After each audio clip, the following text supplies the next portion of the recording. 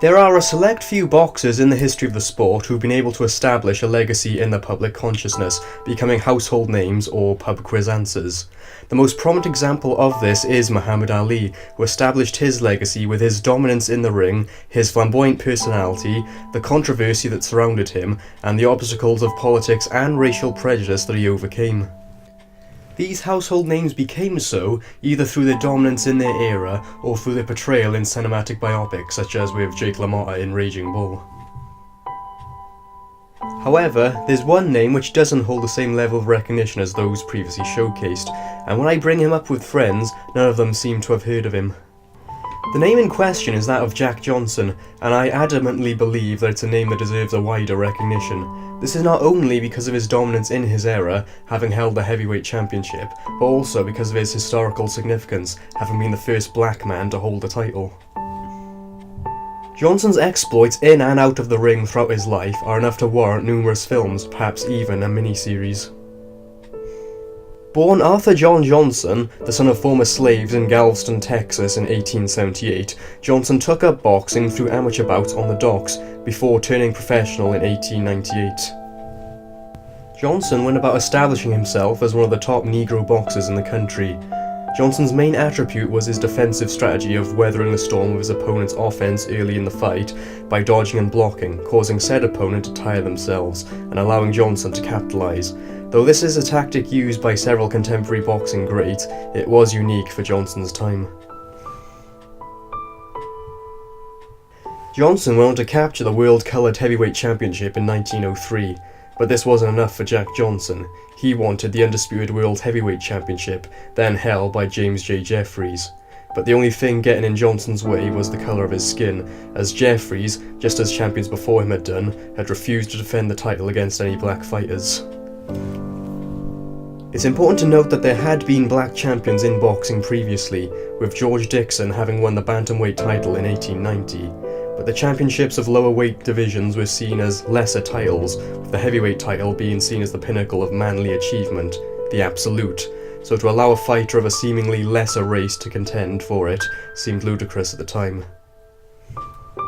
But this didn't deter Johnson, who did what he could to goad Jeffries into putting up his title, from confronting him in the ring after the latter's fights, to even fighting Jeffries' younger brother, Jack, pummeling in front of the champ and ending his prospective career.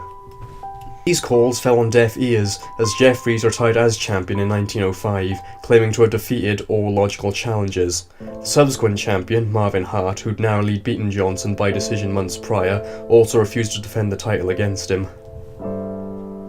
Johnson continued to pick up wins and argue his case, but there was a fear that he'd end up like Peter Jackson, a great Australian black heavyweight of the 1880s, who was refused a rightful opportunity by John L. Sullivan, the first recognised world heavyweight champion. Jackson went on to die penniless. But things looked up for Johnson when Canadian Tommy Burns won the title in 1906. Soon after winning it, Burns entertained the idea of allowing Johnson a shot at the title, for the right price of course. After Johnson chased Burns around the world for 2 years, and Burns agreed to a then record payday of $30,000, the fight was set for December 26, 1908. Johnson manhandled the 5'7" Burns for 14 rounds before a police officer rushed into the ring to stop the fight. Though, no footage of Johnson's victory exists, as the film of the fight stops before the concluding moments. But the world knew. Jack Johnson was the new world's heavyweight champion. The reaction from the white community in America was that of shock and anger. Mainstream publications vilified Johnson, referring to him with terms that are shocking by today's standards, such as a bullet-headed coon or as a Texas watermelon pickaninny. There were calls for a great white hope, a fighter who could return the heavyweight title to the white race. There was mounting pressure for Jim Jeffries to come out of retirement to reclaim the title he never lost. The vehemence of white society's attitude towards Jack Johnson wasn't simply just because he was a black man, it's what he did as a black man. Johnson's life outside of the ring is another extraordinary facet of his legacy. Johnson himself had this to say about the way he lived his life. If and suppose, two small words, but nobody has been able to explain them. One man falls out of bed and is killed, another man from a 50-foot scaffold and lives. One man gets shot in the leg and is killed, another gets a bullet in the brain and lives. I always take a chance on my pleasures. Johnson's pleasures included fast cars, having supposedly once paid a police officer $100 for a $50 speeding fine, intending on speeding back the other way. He spent lavishly on custom suits and jewellery, throwing away what he had left over to gambling. But arguably, Johnson's biggest vice was women, white women more specifically. Johnson was often seen in the company of white women, most of whom were prostitutes. Though it was suggested by newspapers of the time that Johnson had a brief affair with Australian socialite Lola Toy, and Johnson's first wife, Etta Duraye, was a Brooklyn socialite. This was at a time when interracial marriage was outlawed in 30 of 46 US states, and a black man could be lynched in the South for merely looking at a white woman the wrong way. But Jack Johnson was not a man who cared for how others thought he should act. At a time when black fighters were expected to be humble and unassuming, Johnson often bragged about his abilities and mocked his opponents. During his title reign, Johnson was often greeted by boos and racist jeers from the predominantly white crowds, but Johnson merely carried on with a big grin, exuding a charisma and bravado seen in later fighters. After defeating several prospective Great White Hopes, including middleweight Stanley Ketchel, who had 4 of his teeth knocked out, Johnson's next challenger was one that the white public had been hoping for. James J. Jeffries decided to come out of retirement to reclaim the heavyweight title and the pride of the white race. Though Jeffries had a tremendous task at hand, needing to shed the weight he'd gained during his years of inactivity, having weighed over 300 pounds by the time the fight was announced.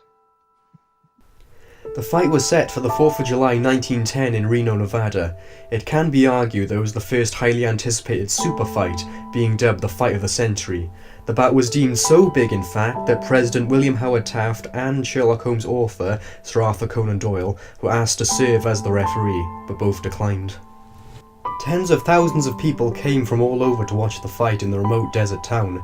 Jeffries managed to get himself down to 227 pounds, but the younger Johnson's speed and the scorching Nevada heat proved too much for him. Johnson toyed with Jeffries, clinching and absorbing his offense whilst landing stinging counterpunches. Jeffries and his cornermen tried to unsettle Johnson with insults and racial jibes, but Johnson retorted with quips of his own. After landing a succession of punches, Johnson asked Jeffries, "How'd you like 'em, Jim? Do they hurt?" After Jeffries was knocked down in the 15th, his seconds threw in the towel to spare him the embarrassment of being knocked out. But just like in Sydney, a stunned silence came across the crowd as Jack Johnson was victorious, having destroyed the most promising of white hopes. Blacks across the country were jubilant, however, there were repercussions. There were several race riots and acts of violence against blacks in major cities, including an incident of a black man having his throat slit on a streetcar in Texas for celebrating the Johnson win. A large celebration was held for Johnson in Chicago shortly after the Jeffries fight. Thousands of blacks lined the streets to see him, hailing him as the greatest coloured man that ever lived. This was the pinnacle of the rise of Jack Johnson, but sadly, the fall was to start not long after. Johnson's colourful personal life continued, as wife Etta Duraye was growing tired of Johnson's adultery and partying lifestyle. She suffered from bouts of depression because of this, and spent time in hospital after Johnson allegedly beat her for an affair with his chauffeur. Her depression was compounded by the death of her father, and her family having shunned her due to her relationship with Johnson.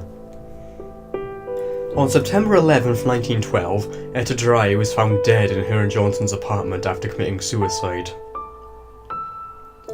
But less than a month after his wife's death, Johnson was seen with his new lover, prostitute Lucille Cameron.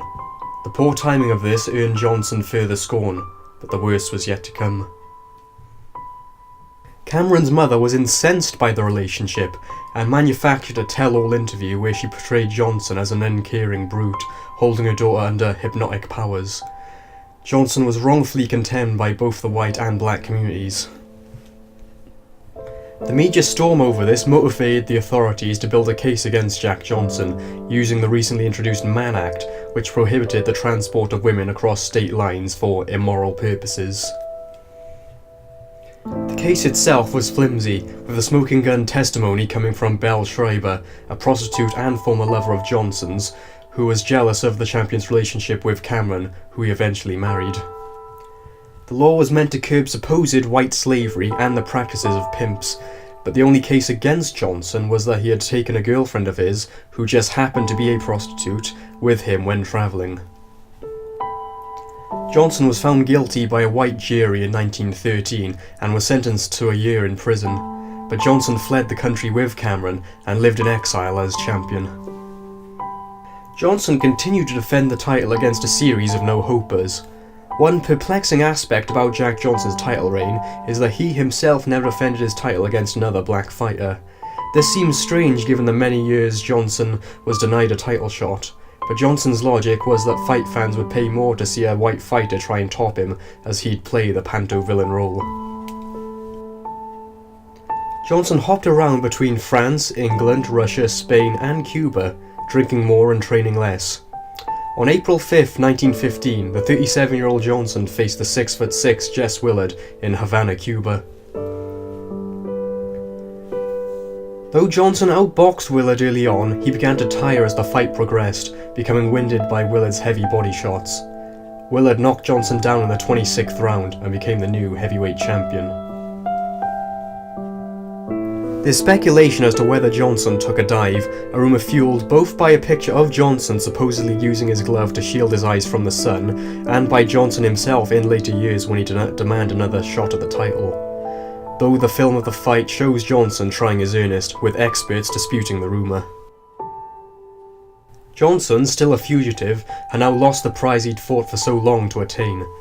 Johnson spent more years fighting no-name competitors in Spain and Mexico, as well as partaking in strongman and wrestling exhibitions, but his money was running out.